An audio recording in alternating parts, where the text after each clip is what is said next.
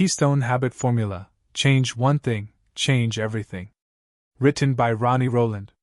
Published by Growth Literacy Lounge. Change doesn't fail because people don't want it enough. It fails because they try to do everything at once. Picture someone standing in front of 10 locked doors, frantically jiggling every handle, hoping one will open. They burn out from effort, not lack of desire. Real transformation doesn't happen through brute force. It happens when you stop scattering energy and focus on the one key that unlocks them all. Most self-improvement advice urges you to chase multiple goals simultaneously: new diets, stricter budgets, productivity hacks, early mornings, endless checklists. You pile them up like weights on your shoulders and wonder why you can't carry them for long. The truth is that sustainable change is not about adding more. It's about subtracting the noise until one clear action reshapes the rest. Psychologist William James once said, "All our life, so far as it has definite form, is but a mass of habits." This is not just poetic, it's practical. Your habits are the architecture of your life. Change the blueprint, and everything built on it begins to shift. But not all habits are equal. Some are structural beams that hold everything else in place. Remove or replace one of those, and the entire design reorganizes around it. This is the power of a keystone habit. It's the single lever that moves the whole system. Exercise, for instance, doesn't just build fitness, it naturally improves diet, sleep, mood, and focus. A daily planning ritual doesn't just make you organized, it sharpens decisions, reduces stress, and frees mental space. One action, repeated consistently, becomes the axis around which other improvements spin. This book is not about doing more. It's about finding that one habit with the power to quietly rearrange everything else, anchoring it to identity, and letting the ripple effects carry you further than force ever could.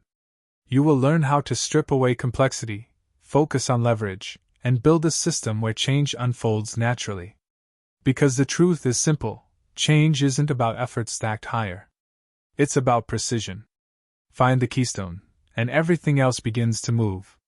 Chapter 1: The Hidden Power of One Small Habit. Picture a single domino falling, its motion setting off a chain reaction that topples a line stretching far beyond sight.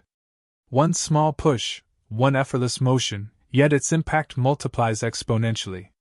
This is how real transformation begins, not with a grand, exhausting overhaul but with a single, deliberate act so small it almost feels trivial.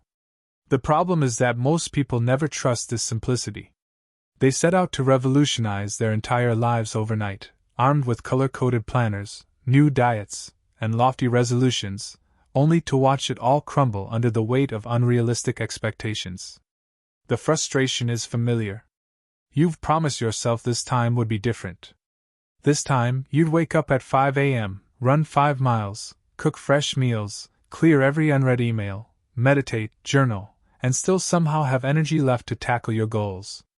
By week 2, you're drained, guilty, and right back where you started. The cycle repeats, leaving a trail of abandoned plans. What nobody tells you is that you were never broken. Your approach was.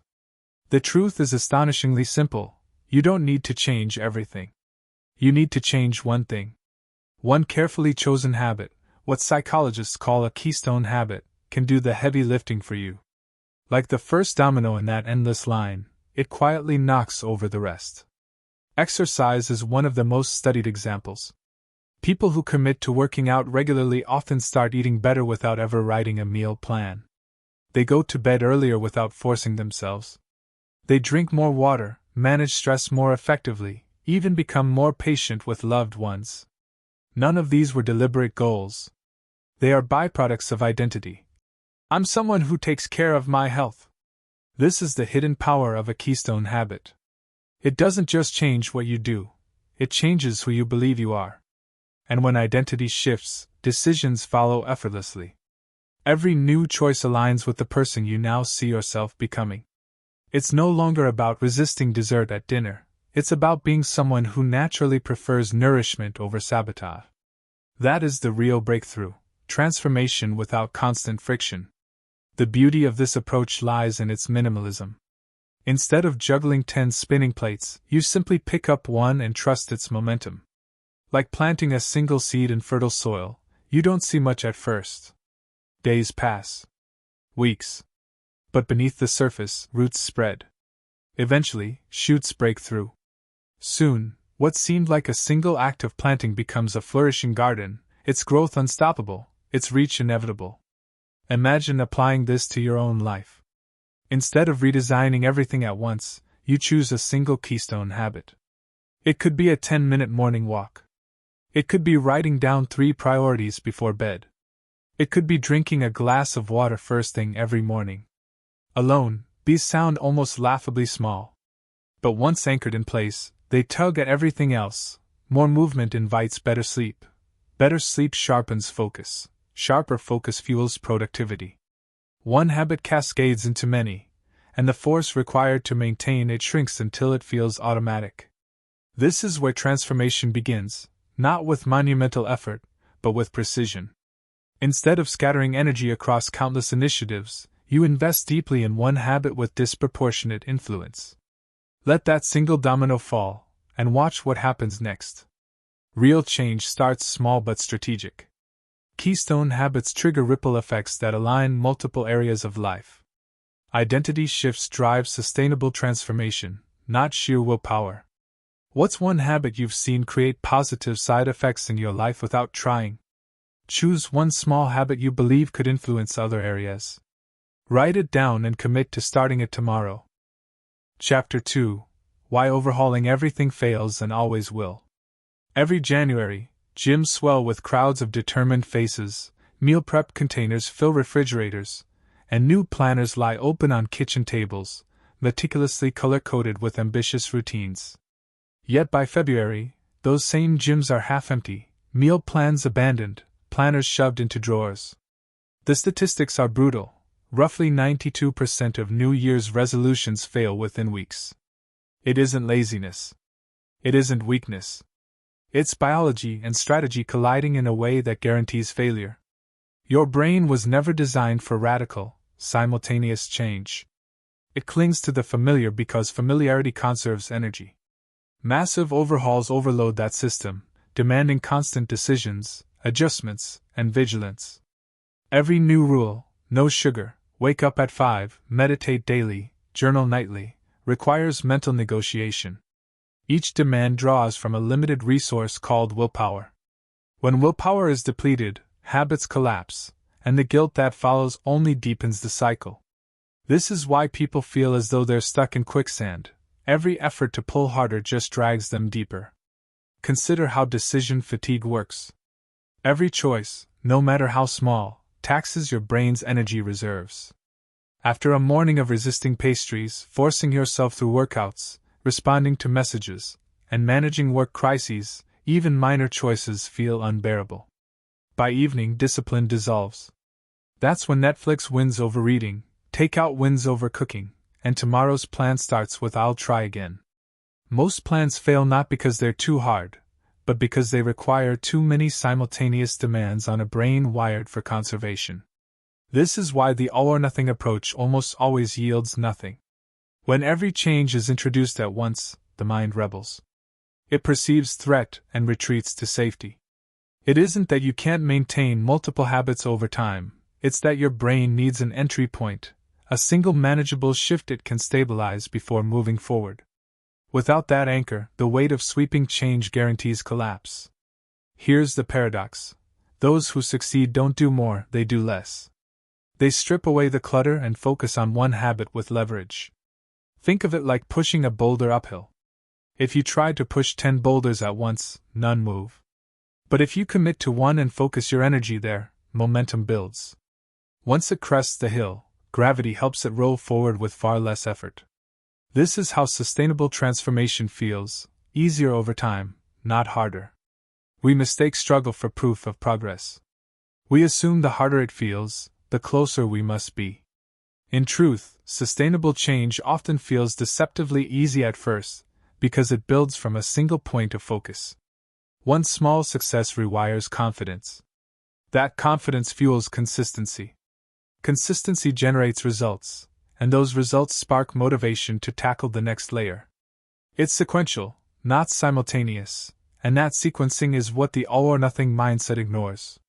The failure of overhauling everything is not personal. It's structural. It's asking your brain to run a marathon when it hasn't yet walked a mile. It's ignoring how human behavior adapts in stages, each one paving the way for the next. Understanding this removes the shame attached to past failures. You weren't undisciplined. You were simply running the wrong playbook. The alternative is clear: stop scattering your effort across every domain at once. Choose the one habit that matters most, and give it room to take root. When it does, the next steps stop feeling forced. They emerge naturally, as offshoots from a solid core. Transformation isn't built by conquering everything in one leap. It's built by mastering one deliberate step, then letting that step pave the way forward. Overhauling everything fails because willpower and decision energy are finite. Change feels overwhelming because the brain resists simultaneous shifts. Sustainable transformation happens sequentially, not all at once. When have you tried to change everything at once and burned out? What triggered the collapse? Write down 3 habits you've tried to start together in the past. Cross out 2. Focus only on the one that would make the biggest difference. Chapter 3: The Keystone Habit Explained. One lever, many results. Not all habits are created equal. Some shift the ground beneath everything else, acting as levers that move more than their own weight. These are keystone habits, the singular actions that, once established, spark ripples through every corner of life. They don't just add value, they reshape identity, routines, and priorities without forcing it. Think of them as hinges, small in size but capable of swinging open massive doors. A keystone habit is different from ordinary habits because of its cascading effect. Take exercise, the most cited example. People who begin working out regularly often notice unexpected changes. Their eating improves without strict dieting. They sleep earlier without alarms. Their patience in traffic, their energy at work, even their willingness to tackle challenges, all improve. No one told them to overhaul these areas. The act of exercising reframed how they saw themselves. I'm the kind of person who takes care of my body. Every decision afterward aligns with that identity almost unconsciously. The same principle applies in other domains. Consider someone who commits to writing down 3 priorities each morning. At first, it's simply a 5-minute ritual. But soon, workdays feel more focused, time wasting shrinks, and small wins accumulate. The clarity from that one habit bleeds into better email boundaries, smarter task delegation, even calmer evenings because fewer loose ends linger. Nothing about these changes is directly forced. The single habit organizes the rest. Charles Duhigg, who popularized the term keystone habit, describes them as habits that spill over, triggering others naturally. This isn't magic, it's identity and momentum. When you change one central habit tied to your self-perception, you shift what psychologists call your default scripts. Instead of battling each decision, you glide along a new track laid by that habit. It feels less like effort and more like alignment. These habits also recruit what researchers refer to as small wins. A single victory builds confidence, and confidence fuels consistency. Over time, that consistency solidifies into identity, and identity reshapes behavior across contexts. Someone who begins a daily gratitude journal often notices they complain less, listen better, and maintain steadier moods. They never explicitly vowed to do these things, they emerge because gratitude rewires how they interpret events. One lens changes the entire view. The key is recognizing which habits hold this leverage.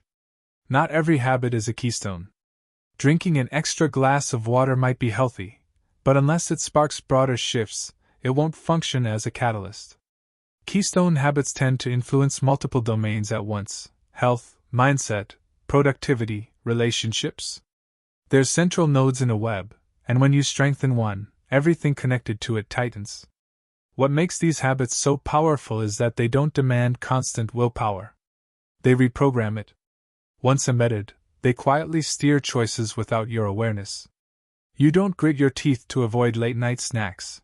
You simply stop thinking of yourself as someone who eats them.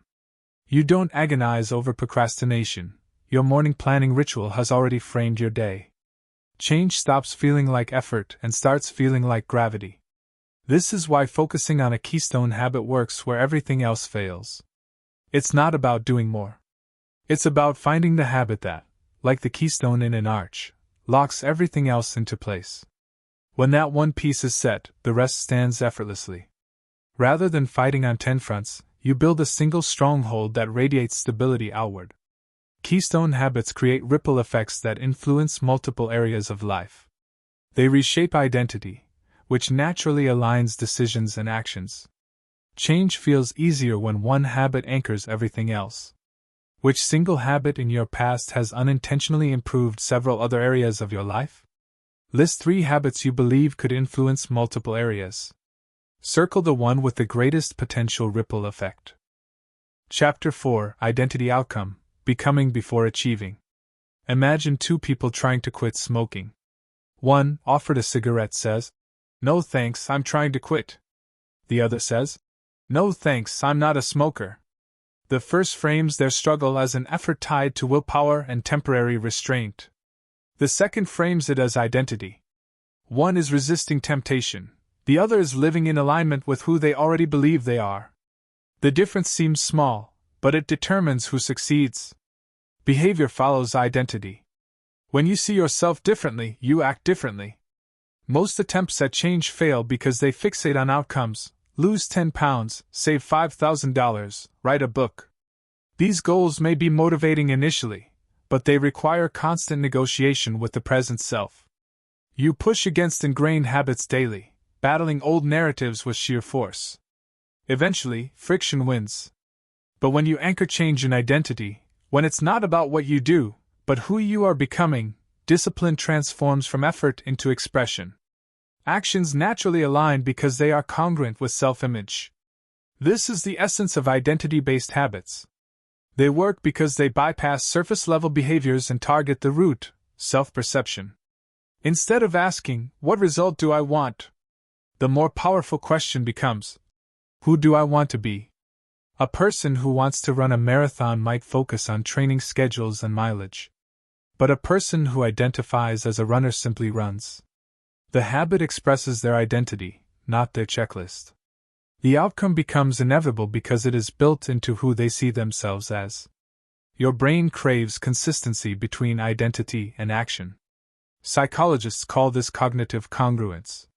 When there's a gap, when you see yourself one way but act another, discomfort follows. That discomfort can work for or against you. If you still identify as someone bad with money, every budgeting effort feels like play acting until old habits reclaim you.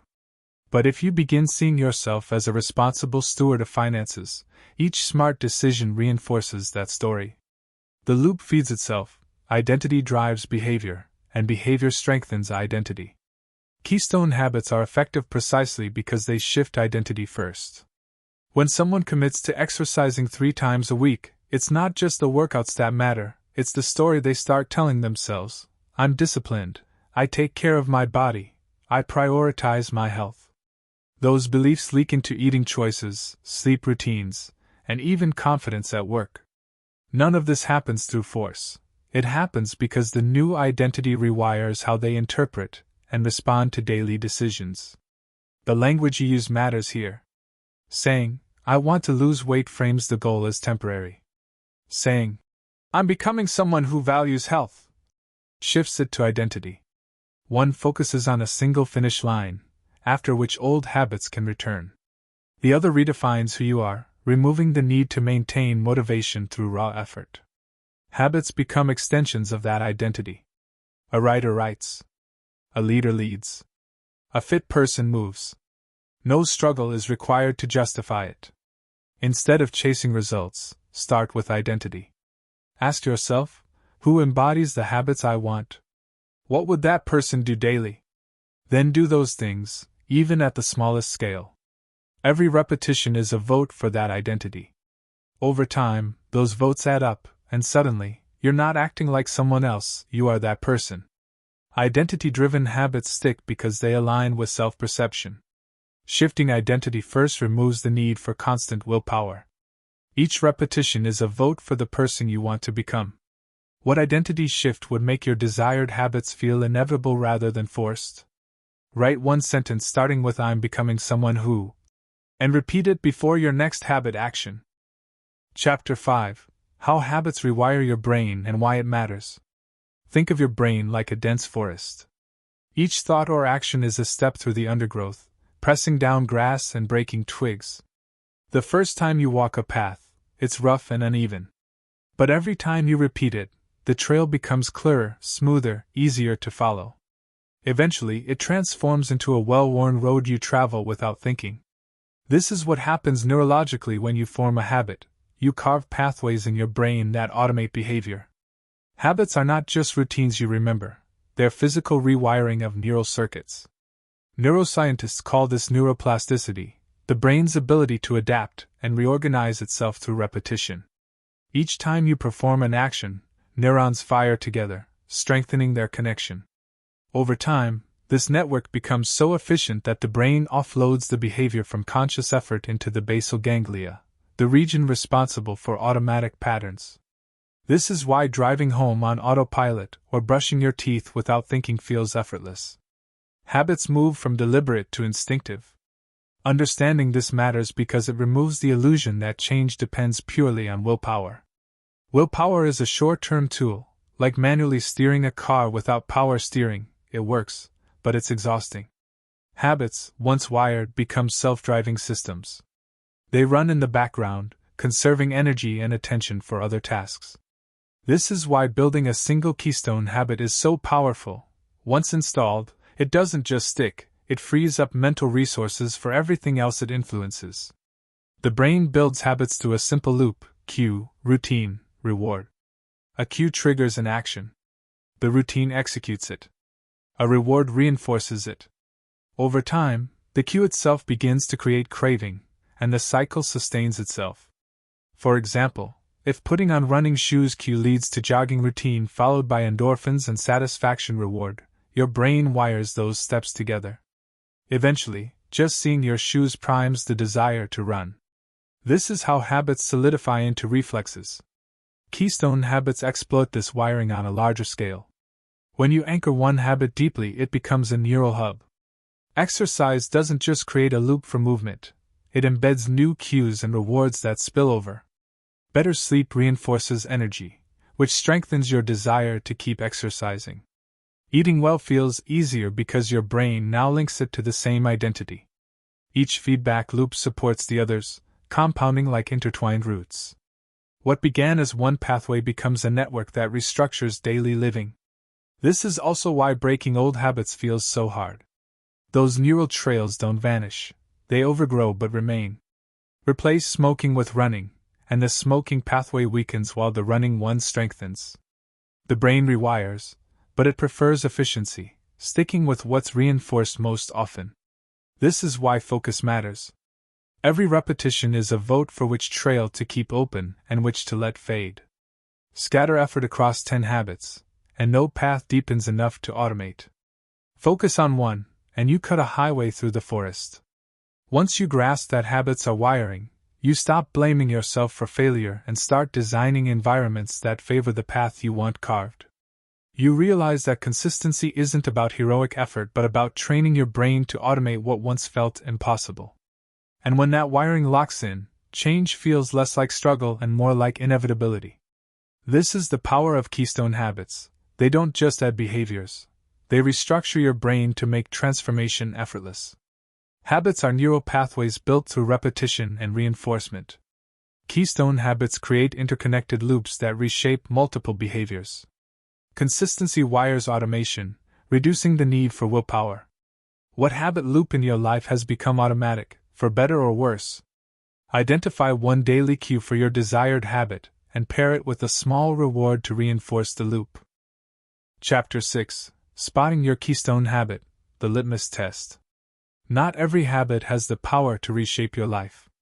Drinking an extra glass of water is healthy but unlikely to cascade into better sleep, improved focus, and financial discipline. A true keystone habit is different. It acts like the fulcrum beneath a lever. Apply force in the right spot, and the movement ripples far beyond where you push. The challenge is knowing which habit deserves that focus. Choosing correctly is less about guesswork and more about using a simple litmus test. If mastering this habit would make everything else easier or unnecessary, it's your keystone. Start by scanning the main pillars of your life: health, productivity, emotions, relationships, and finances. Keystone habits often live at the intersections of these areas, exerting influence on multiple fronts. Exercise is a classic example. Commit to it consistently, and you're more likely to eat well, sleep earlier, and manage stress better. Its ripple effect isn't confined to fitness. It reshapes identity into someone who takes care of their body, and that self-view drives countless aligned choices. Similarly, a morning planning ritual doesn't just improve your schedule. It sharpens focus, reduces decision fatigue, and frees evenings from the chaos of unfinished work. One small ritual anchors an entire day. The most effective keystone habits tend to be foundational behaviors. They don't exist in isolation, they set the stage for everything else. Sleep routines influence energy, which affects productivity and mood. Gratitude journaling reshapes emotional filters, which strengthens relationships and resilience. Even something as simple as cooking dinner at home can cascade. It improves nutrition, saves money, and often fosters connection with family. These habits carry disproportionate weight because they interact with identity, routines, and other decisions simultaneously.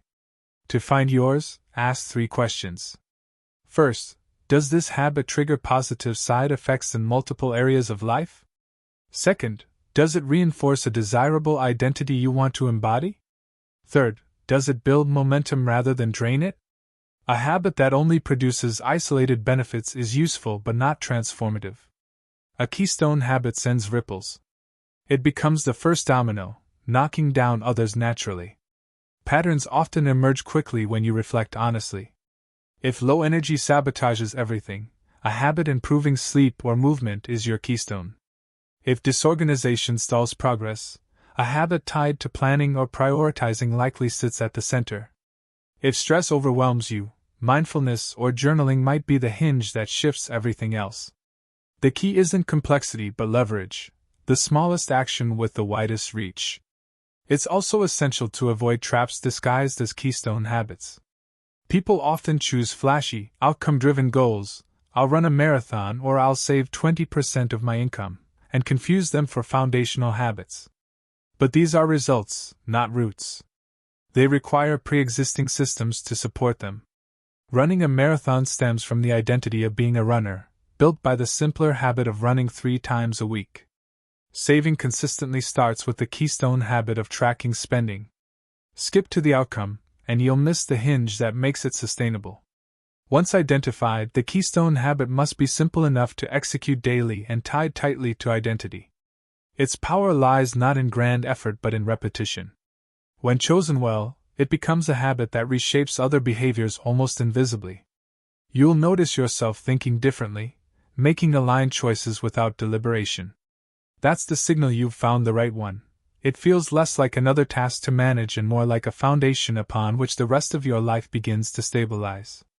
Keystone habits exert influence across multiple life domains. The litmus test: if mastered, it makes other habits easier or unnecessary. Foundational, identity-linked habits create the strongest ripple effects. Which single habit, if practiced daily, would make other areas of your life naturally improve? Write down 3 candidate habits and test them against the litmus questions. Circle the one with the widest ripple effect. Chapter 7: Building the Habit, Simplicity as Strategy. The most common mistake in habit building is overcomplication. People set ambitious routines that demand too much, too soon: an hour-long workout 5 days a week, meditating for 30 minutes daily, cooking elaborate meals every night. These intentions collapse under their own weight. The truth is that lasting habits are forged not through intensity, but through simplicity. The smaller and more frictionless the starting point, the more likely it is to stick. When a habit is easy enough to do even on your worst day, it survives long enough to become automatic. James Clear popularized the idea of atomic habits for a reason.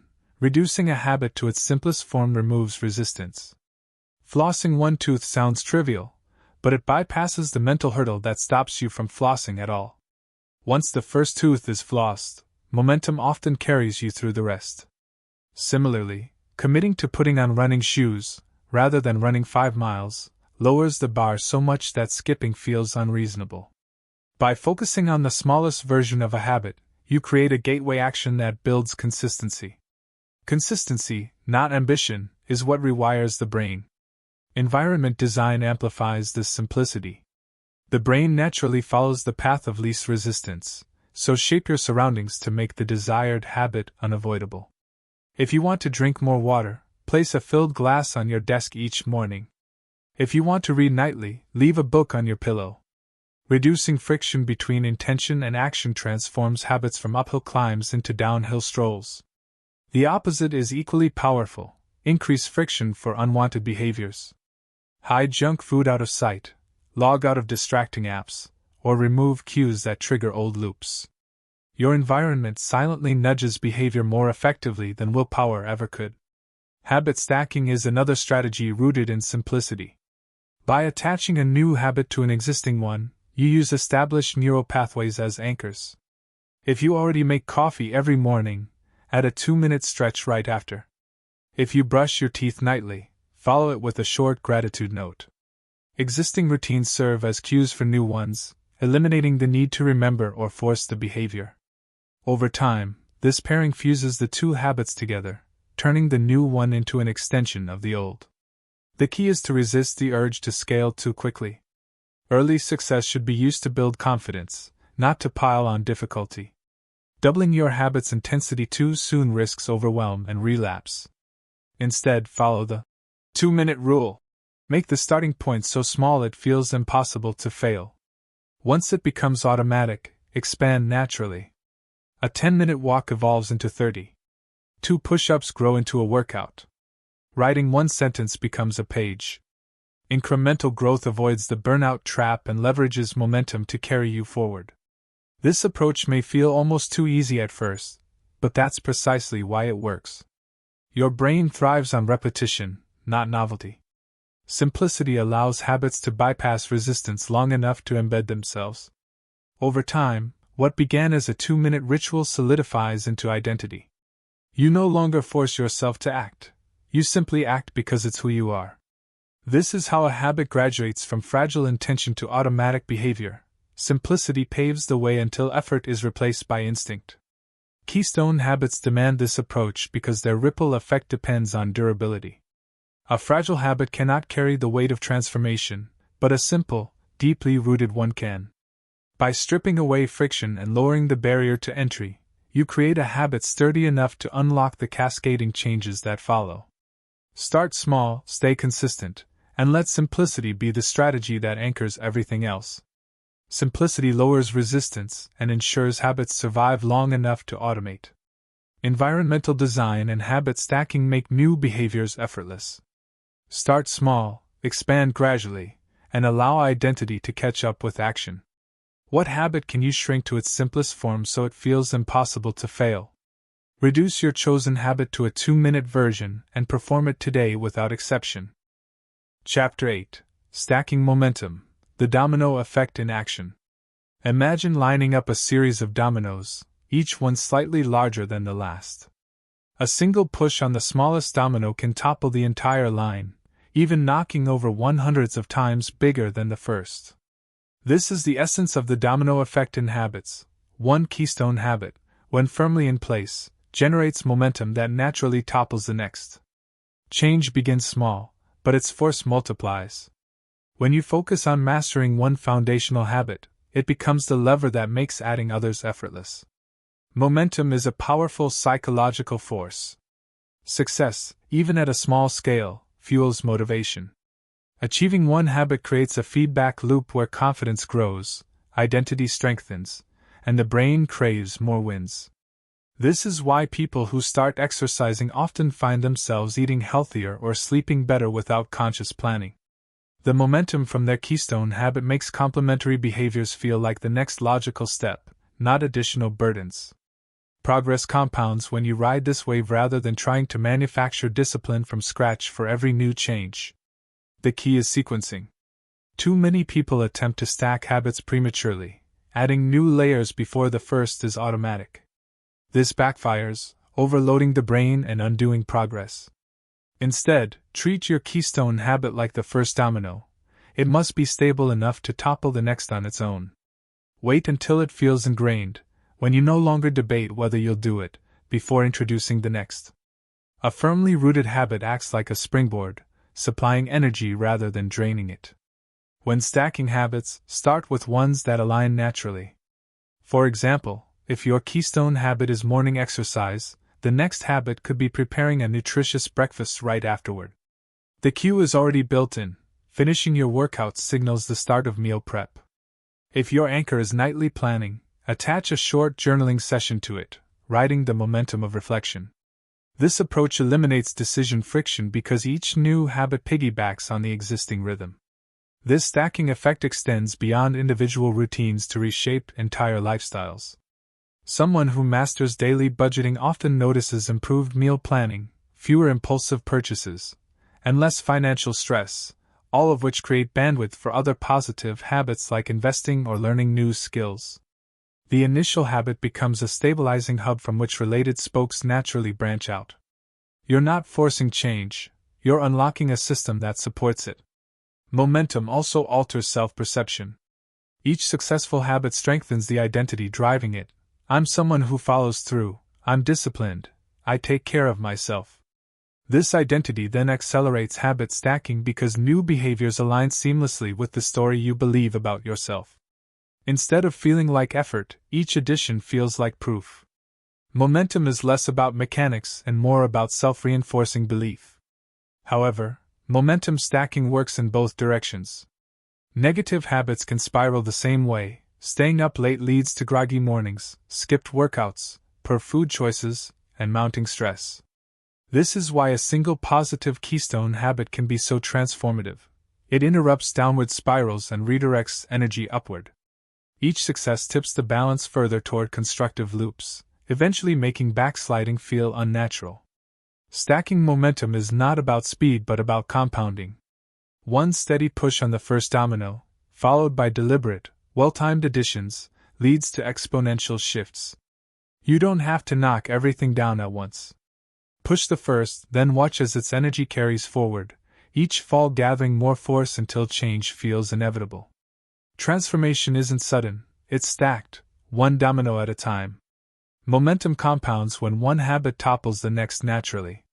Stack habits sequentially, only after the first is automatic. Success strengthens identity, making each new habit easier to adopt.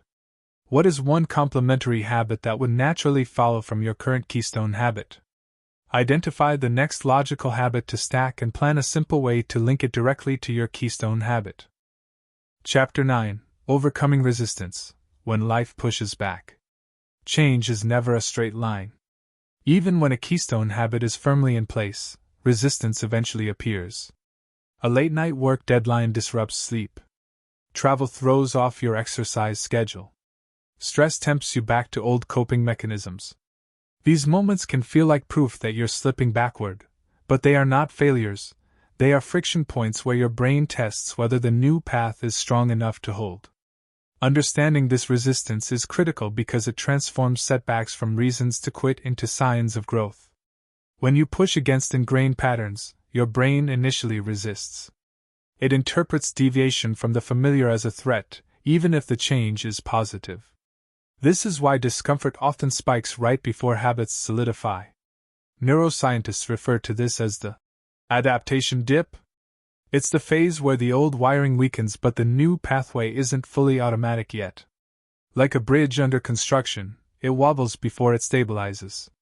Most people misread this wobble as evidence they aren't cut out for change, when in reality it's the natural tension of rewiring in progress. Relapse is part of this process, not a deviation from it. Missing one workout, breaking a budgeting streak, or skipping a journal entry isn't fatal unless you allow it to spiral. The difference between those who sustain habits and those who abandon them lies in recovery speed. Successful changers restart quickly. They view a lapse as a single data point, not a verdict. They return to the habit at the next opportunity rather than waiting for a perfect Monday or a fresh month. This agility prevents one slip from turning into a collapse. One powerful tool in overcoming resistance is reframing setbacks as feedback. Instead of, "I failed," the question becomes, "What disrupted the loop?" Perhaps the trigger wasn't strong enough, the environment was unsupportive, or the habit wasn't scaled down enough to survive on low-energy days. Each setback becomes diagnostic, helping you refine the habit so it's more resilient next time. This transforms resistance from an enemy into a teacher. Identity also plays a pivotal role here. When you've built your habit on outcome alone, a single failure feels like erasure. But identity-based habits withstand resistance better because they're tied to who you are, not what you've just done. Missing a run doesn't threaten someone who identifies as a runner. They simply run again tomorrow because that's what runners do. This frame absorbs setbacks without unraveling progress. Environmental safeguards can also buffer against resistance. Preparing for low motivation days, laying out workout clothes, pre-logging meals, cueing meditation audios, creates a safety net. These micro-preparations reduce the cognitive load required to act when motivation dips. When resistance inevitably appears, you're already halfway across the bridge. It's also helpful to normalize friction. Growth by nature disrupts equilibrium. Muscles strengthen by tearing slightly under stress. Habits deepen the same way. That discomfort is proof you are stretching beyond old limits, not failing. By expecting resistance, you strip it of its power to surprise or derail you. Ultimately, overcoming resistance is about resilience, not perfection. Keystone habits endure not because they are never interrupted, but because they are restarted again and again until they become unshakable. Every time you return, you reinforce the identity driving it and carve the neural path deeper. Over time, resistance diminishes, not because life stops pushing back, but because you've built a system strong enough to push forward anyway. Resistance signals rewiring, not failure. Quick recovery from setbacks keeps habits intact. Identity-driven habits and safeguards strengthen resilience.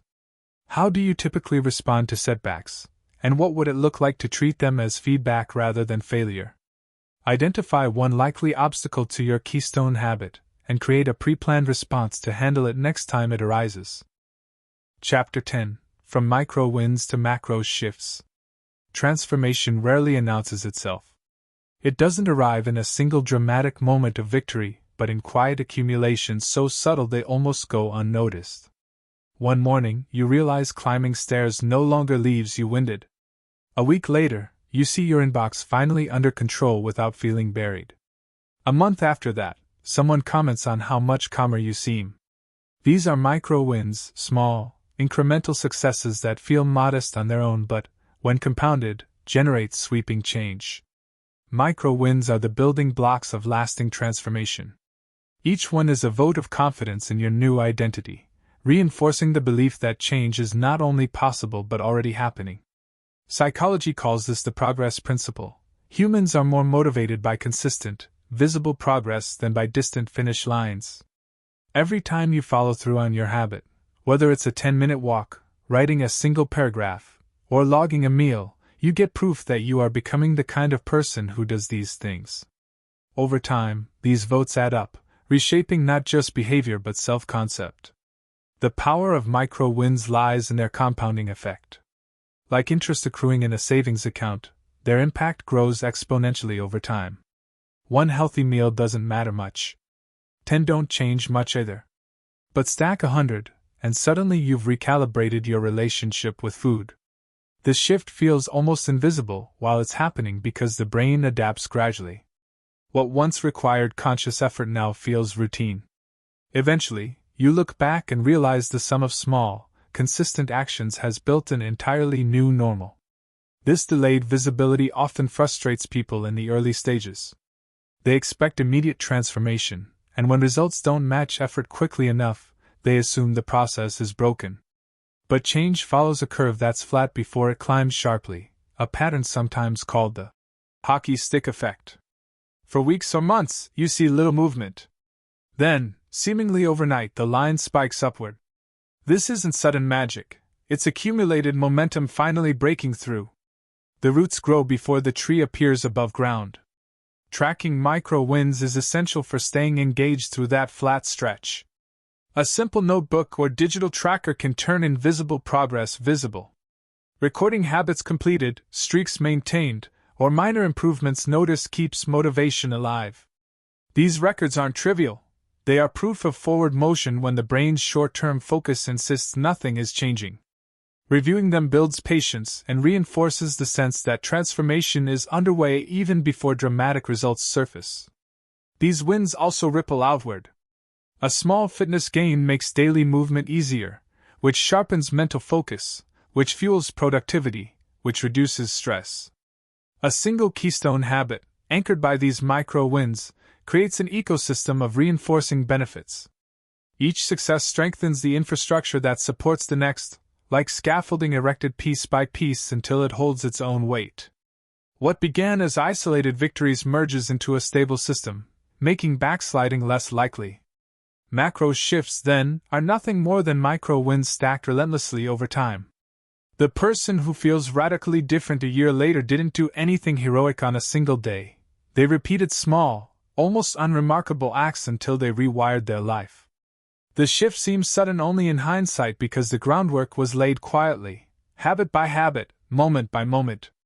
When you stop chasing immediate transformation and instead focus on accruing micro wins, the process becomes sustainable. You are no longer straining for one monumental leap but simply placing one steady brick at a time.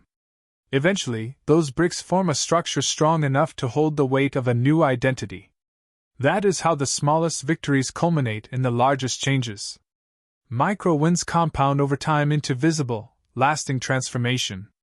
Progress feels slow at first but follows an exponential growth curve. Tracking small wins reinforces identity and sustains motivation. What recent small win could you acknowledge today as evidence of progress toward your larger goal? Record 3 micro wins from this week, no matter how minor, and note how they connect to your evolving identity.